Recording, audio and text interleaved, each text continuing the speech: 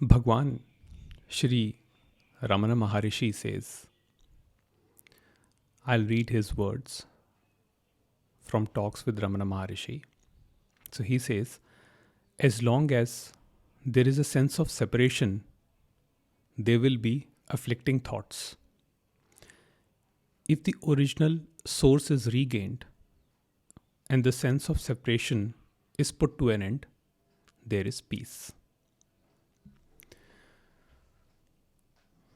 You see, this whole non-duality thing, a majority of people feel that they have to do something. Maybe they think that they have to change their behavior or change their beliefs in order to arrive at this truth. But the message through and through has been constant, and the message says that it is here and now. The truth is so close, it is so eminent. It is in the immediacy of here and now. And sometimes that's why we miss it. In movement, by nature, is suffering, and stillness is peace. So Bhagwan gives example of the sea. The water in the sea evaporates and rises up. It forms clouds. And then those clouds are transported by the winds from one location to the other. And then they get evaporated and they fall down as rain on the hilltops. And then they flow down as streams and rivers. And finally, they merge back into the ocean or the source where they are at peace. So all this movement, identification with the movement, brings suffering. And it is the nature of the mind to identify with the movement. In fact, mind is the movement. And stillness or peace is your very being. It is your very nature. You mistaking the movement to be real and stillness to be something temporary creates suffering. Now, if you see carefully that in deep sleep, you are most peaceful. In deep sleep, there is absolutely nothing. It is the pure consciousness in the pristine awareness, pure state, where no object is experienced. It is not that the faculties are destroyed in deep sleep. The mind, everything is there as it is. It's just that there is no movement. That's why we call it no mind in deep sleep. The moment we wake up, the movement starts again. And then we identified with the movement. We start, following regular things, going about our regular routines, chasing our dreams, trying to acquire this, acquire that, in order to make more money, be more happy. And in all of this chase, this constantly running for money, fame, material, adulation, admiration, all we do is we identify with the movement and we strengthen our sense of personal self, which becomes our suffering. Because the personal self is always biased. It always expects a particular outcome. And when that does not happen, when the outcome is not as per one's expectation, one feels disgruntled, one feels restless. Sometimes this feeling of shame and guilt. And also in the other case, when the outcome happens as per expectation, the one still ends up creating pride and arrogance, which also fuels suffering in horizontal time.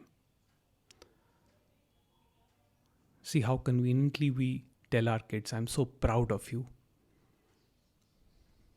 It's that we build this sort of expectation with our children, with our friends, with our family members. And we, through this identification with the movement, create this separation between me and the other. What we do not know is that the other is just a mirror, and what we are seeing is just a reflection. We do not actually see the other, we see ourselves. And if this recognition comes that there is no division, that the reality is one unbroken wholeness, then it becomes evident that everything is unconditional love. Because there is no discrimination, the awareness is choiceless. Therefore, everything is accepted the way it is.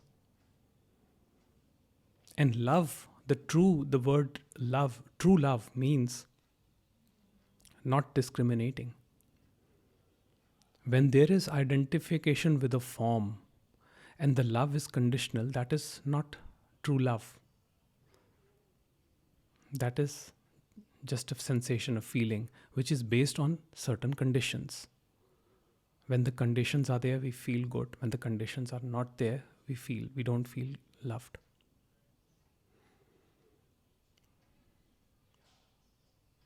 So to recognize reality, one has to be completely still, because in that stillness, the illusion drops.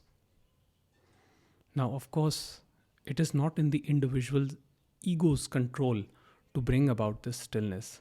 The stillness happens through the grace of God. It happens through the impersonal understanding of one's own true nature, of one's own being.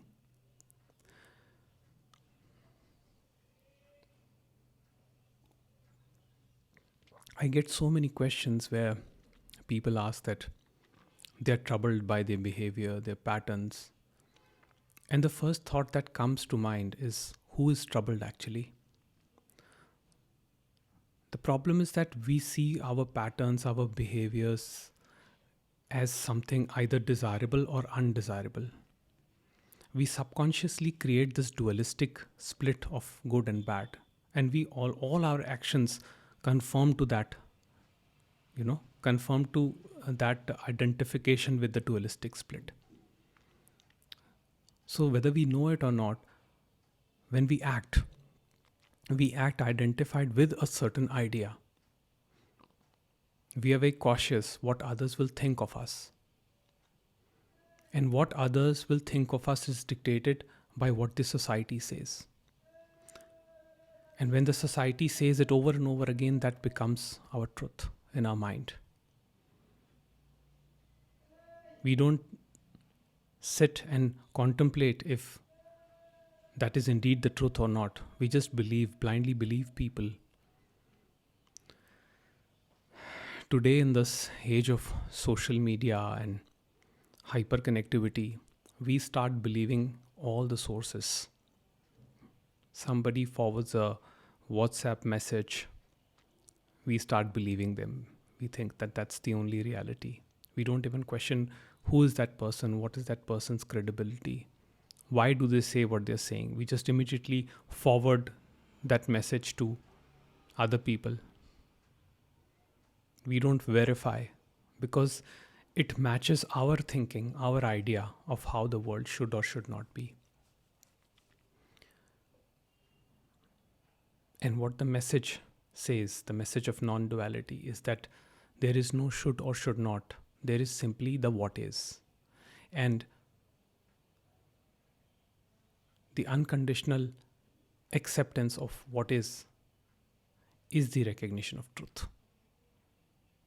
There's nothing more to it. Ramana Maharishi gives another example. He says, when you throw a stone up, it moves up and then it falls back. And eventually it reaches your hand, the source from where the movement started. But when it's in the hand, it's still and it's at peace. Same is our mind. Identified with movement, we create separation, and separation becomes pain. But when we are completely with ourselves, completely at peace, the peace of simply being, then it is seen through and through that there is no body, no mind.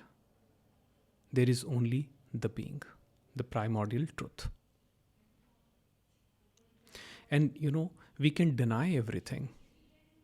We can deny everything, every theory, every concept, every belief, every ideology, but you cannot deny your own aliveness. You cannot deny your own essence. And the beauty is that your essence is not different from mine. The difference is only in the appearances. The essence behind the appearances is always the same. And that recognition brings about a sense of peace, a sense of calm. So, with this radical understanding, which is not dependent on time, a transformation happens. Now, I'm not saying that magically all of your problems will be solved. It's just that you will be able to see deep into the nature of these problems. And then you will identify that there are no problems. The problem is only considered a problem by the split mind. Now, without this pseudo subject or me, there is no problem actually. In your daily sentences, say you formulate a problem, you say that so and so is my condition. Now you avoid using the words me, mine, I, and you see that there is no problem. The problem only comes when the subject arises, the sense of separation arises. The subject is the sense of separation. And that is what perpetuates suffering. That is why Bhagwan says that suffering is the sense of separation. And that consciousness is all there is. That has been the message of all Advaita sages since the very beginning.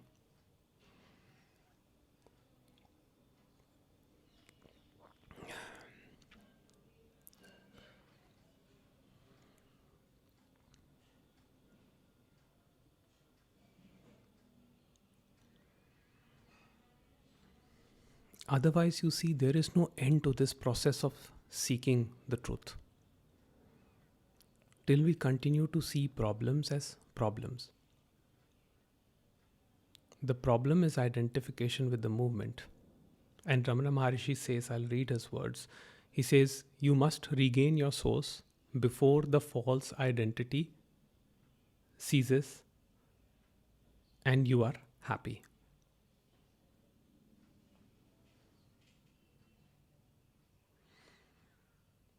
The moment you are in your natural state of being, there is actually no you in that state. The person is an abstraction that arises on top of the being, which is the ground of all experiential awareness. And identified with the abstraction, we think we are separate and the others are separate. And then, identified with this separateness, we think that the actions we do are our actions. And the actions that the others do are their actions. And that is how conflicts in relationship arises. Believing that people are doer of their actions brings about a tremendous sense of suffering. And a radical acceptance of the insight, the timeless insight that everything happens as per cosmic law or God wills, call it whatever you want. A radical acceptance of that brings about a tremendous shift in perception. Then we don't see others as separate. And we don't see ourselves as separate from the whole. The scriptures say that man and his environment are one, they are not different. But man creates suffering for himself and for others by thinking that he is separate from the environment. That is the reason for our apathy towards climate, towards our environment. That is why we have problems of air pollution, water pollution, human trafficking, wars, violence. Because identified with this sense of separation, I want to protect myself, even at the cost of others. Because I see others as separate. So I say I don't care about them, I only care about myself. And when I operate from that consciousness, I keep on strengthening this sense of personal identification. So my insecurities, my fears, my jealousies, all those things keep perpetuating. They keep strengthening my ego. And then I say that my life is suffering, it is painful.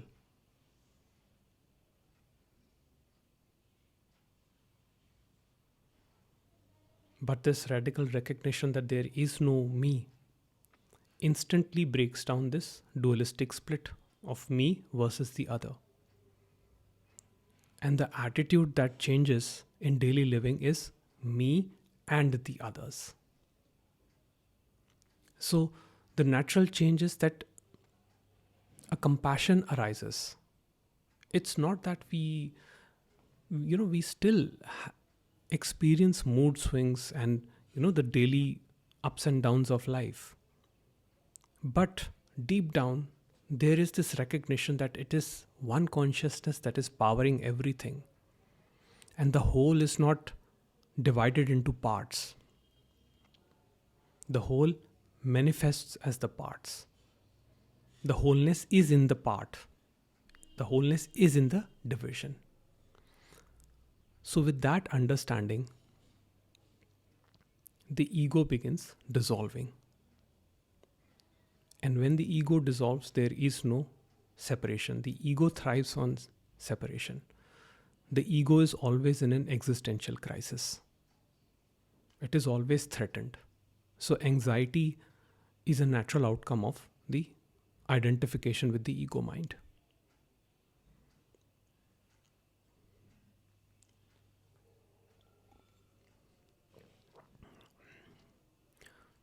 Now, I'm not saying that the traditional methods like psychotherapy or any form of intervention does not help. All those things are very helpful. Even yoga, meditation, breath work, it helps tremendously. And I myself do a lot of breath work and yoga and meditation. But at the same time, there has to be this fundamental realization that there are no others, that everything is an integrated whole. I don't know if I can call it integrated also. It is just whole, the unbroken wholeness. It is seamless. Because there is nothing to integrate. So what appears as separate is a projection of the same wholeness. And behind all the parts, all the apparent parts, is the same essence, the same consciousness. With that recognition, I still may choose to live in a particular manner. I still may choose to associate with certain group of people and not associate with some other group of people. But at the same time, there will be no hate or resentment towards anyone, because now there is a recognition that everything comes from the source, and that source is all there is. And it is not a matter of belief, it has to be your direct experience. The source cannot be a mental image in your mind. If it is a mental image, what you have done is you've objectified the source. You have made something which is infinite into a finite object of your imagination. And that also happens in this process. But when the recognition comes, there is no thinking about it. So you cannot think your way to the source. It is a spontaneous recognition, and it is felt as a very sweet, as a very calming, very natural, or I'll say very ordinary feeling. There are no words to describe this feeling. I don't know if I can call it a feeling also, because it is something very ordinary, very simple.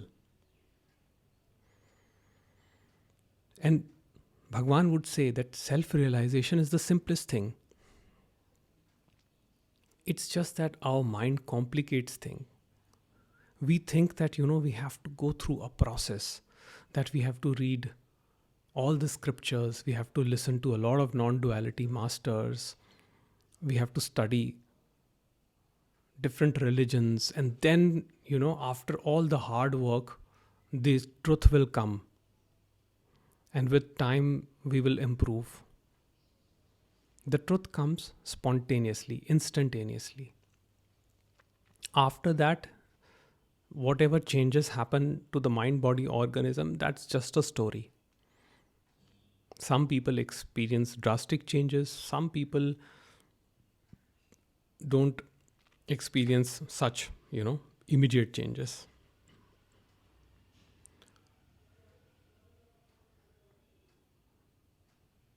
So it is not a function of time, it is simply the understanding, it is the instantaneous recognition of here and now. The reality is here and now. So Ramana Maharishi would say, be still, or drop and be. I think in Tamil it's called Somnairu or something like that. Forgive me if I've said it wrong. But it is beautiful. It is not that the master... It is not that the master thinks that by his saying, be still, you will be still. The master just says, be still. It may be that through those words, the mind recognizes instantly and sees the reality. And the more one taps into this stillness, into this space of being, the more we recognize that the rest which is happening around us is not, there's no reality to it. It's all a flux.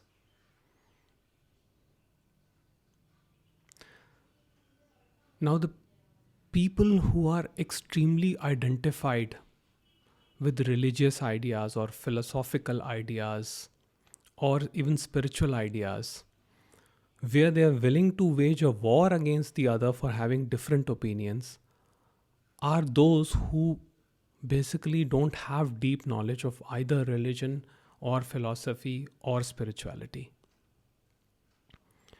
If you go deep into something in duality, what you recognize is that duality is a link of interconnected opposites.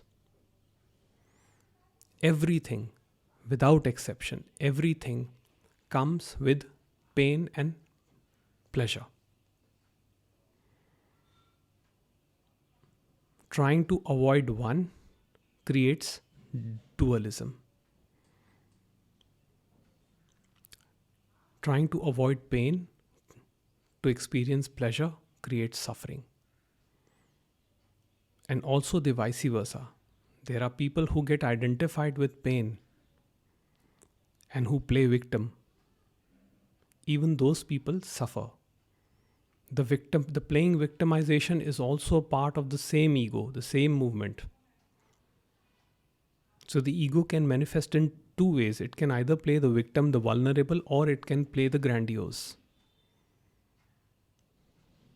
And all of this sustains by the sense of separation.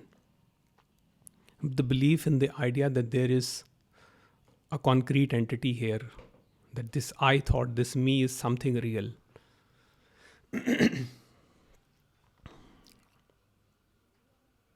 There is no central agency, no localized agency here which owns the mind body organism or runs the mind body organism.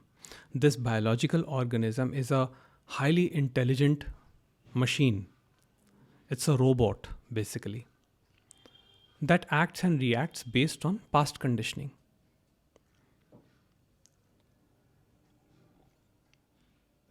So we are all bound to our conditioning, our religious beliefs, the region in which we were born, the parents, the family where we were born, the kind of schooling we had, the kind of friends we associated, the culture that we lived in. All of that becomes our conditioning. Even the forces of nature, like aging, that's also part of this conditioning. So it is, the conditioning is changing every minute, every second.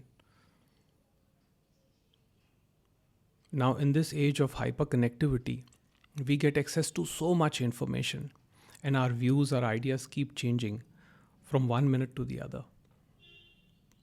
Sometimes it is overwhelming, but that's the way it is now. But it's just like piling on information after information. It's just like trying to cover that void with a blanket.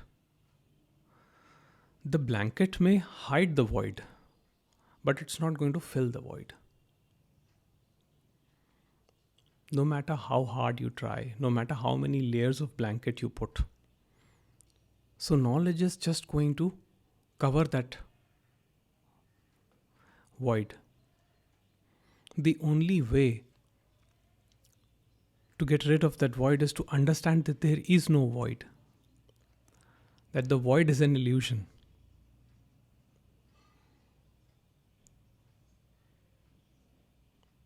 When Ramana Maharishi he was a man of few words. And people have this tendency to debate, which is evident in the YouTube's comment section also, where people write long stories. And that's fine. It's okay. It's a good thing. But at the same time, it is all a diversion. Trying to change the other because they do not identify with my beliefs. That's a ploy of my mind to avoid my own darkness. I don't want to see what's within because I'm scared. I'm fearful. So what I do is, it's very convenient that I shift my attention to an object, to a group, to people, to others, and I start talking about them. I start attacking them for their beliefs, for their preferences, for their sexual orientation. I even blame them for things that were not in their control. Their genetics, their conditioning. All of us are bound to our conditioning. So how do we create a judgment towards the other? What kind of clothes they wear, what kind of food they eat, why are they so loud, why do they eat unhealthy food?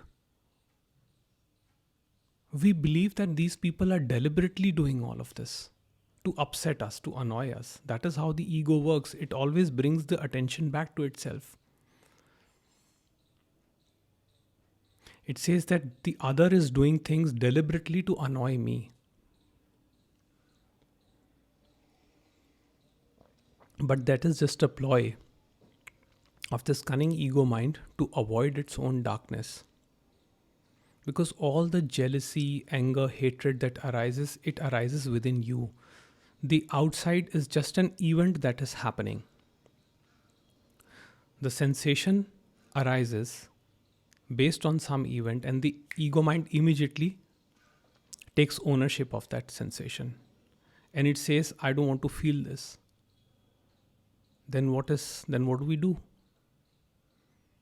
The ego mind says, I don't want to feel this. So a very convenient option for the ego is to flow outwards, is to put the blame, shame, guilt on others. I am upset because of them. I'm unhappy because of them.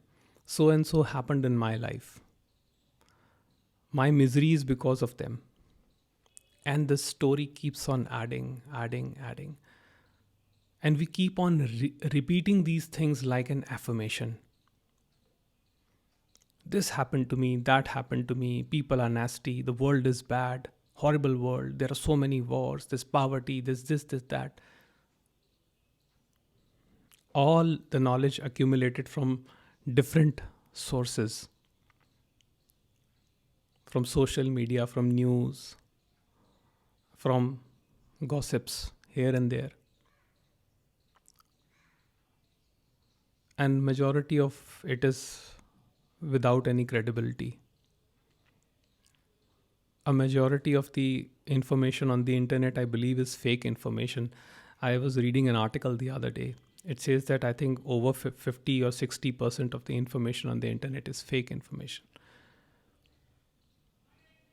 And what we call as real information also keeps changing with time. At one point, we believed that we were the center of the universe. It was scientifically proved at that time that we were the center of the universe. And we were so convinced that this is the way it has to be. Anybody who opposed that faced drastic consequences, horrific consequences, in other words. But today, we know that that is not the case. We are not the center of the universe. But what we believe today may also change tomorrow. So how can we confidently say that what we know today is the truth?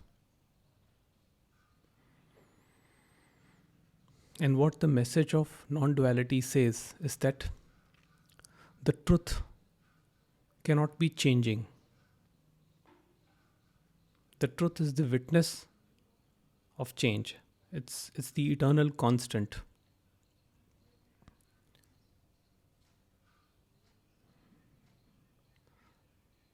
Therefore, something that changes, something that is perishable, something that is impermanent, fleeting, cannot be the truth. Now look at your own body. When you were a child, you looked something else, and now you look something else. And when you will be old, you will look entirely different. But there is a constant watching of this change. Similarly, your mind. Your thought keeps changing from moment to moment. The mind is the thought.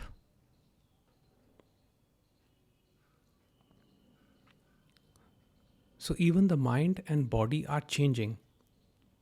So how can they be the truth? The body is a movement, the mind is a movement. And identification with the movement brings suffering. That's what I said in the beginning. That's what Bhagwan says. That identification with the movement is suffering. Sit with complete relaxation in your most comfortable position and just be with yourself. Completely be as you are. Accept nothing, reject nothing. Just be a silent watcher to your thoughts.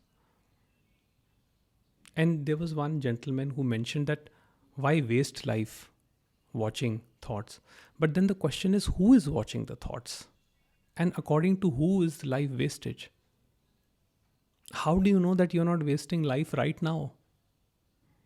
A majority of us are wasting life, most of our life, during the day. If you don't believe me, check your browsing history. Check your social media feeds. You'll know.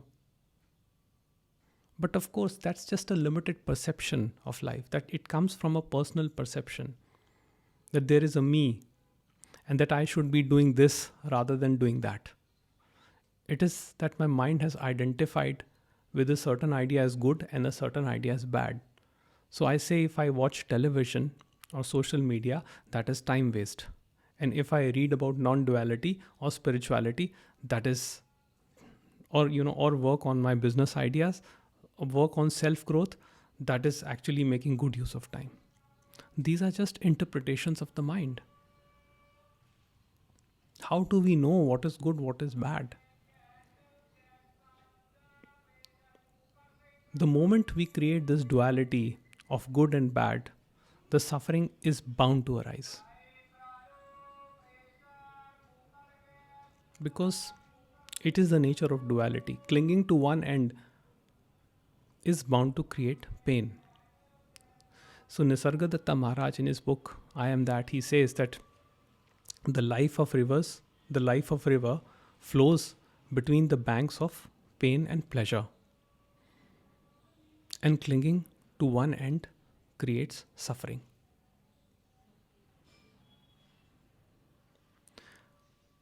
What we think as happiness or as pleasure is actually a pain in disguise. It is just a movement.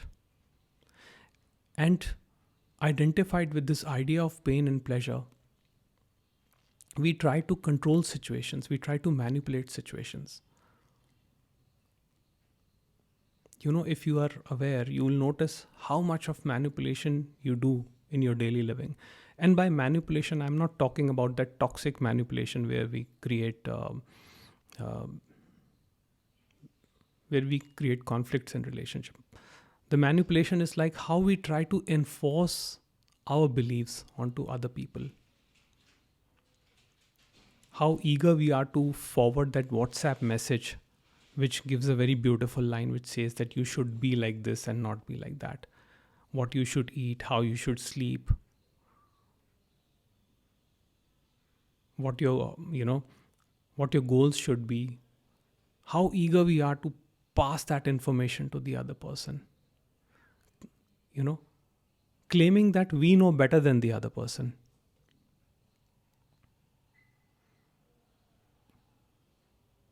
And that is the whole cycle of suffering. Because the moment you claim that you know better than the other person, what you are doing is that you are usurping the subjectivity of the pure subject. In other words, you're saying that I know because I am better. That means you're claiming to be God.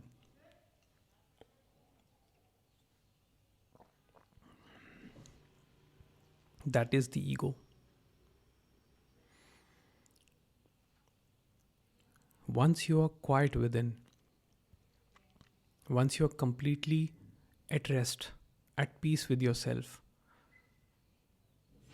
what happens is that you undergo a tremendous change in your relationship with yourself. You learn to be at peace, at ease with yourself. Your actions become spontaneous.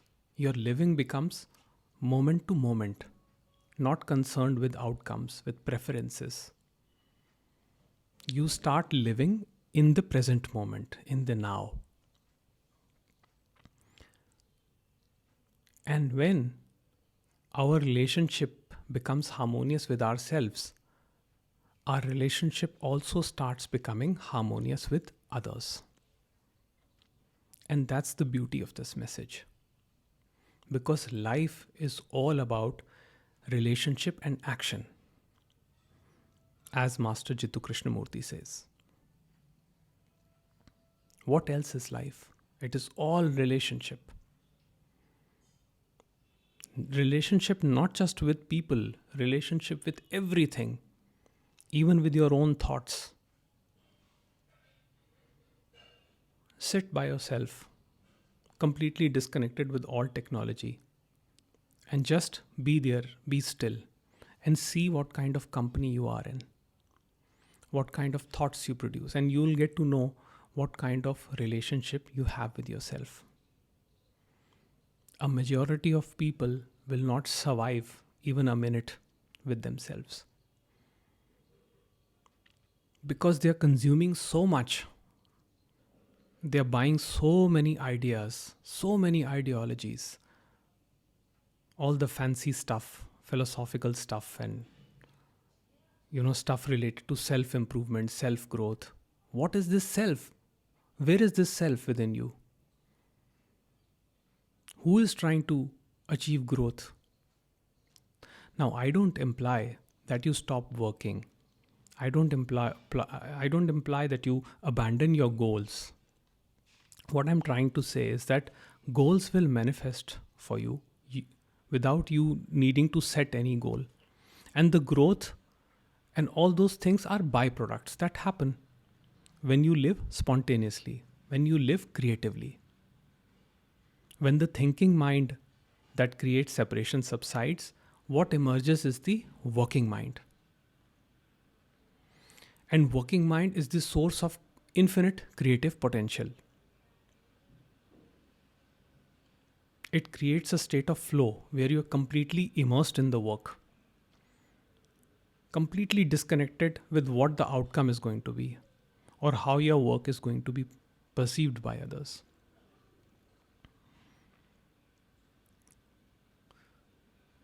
So, going back to the source means the end of the ego or the thinking mind or the me mind.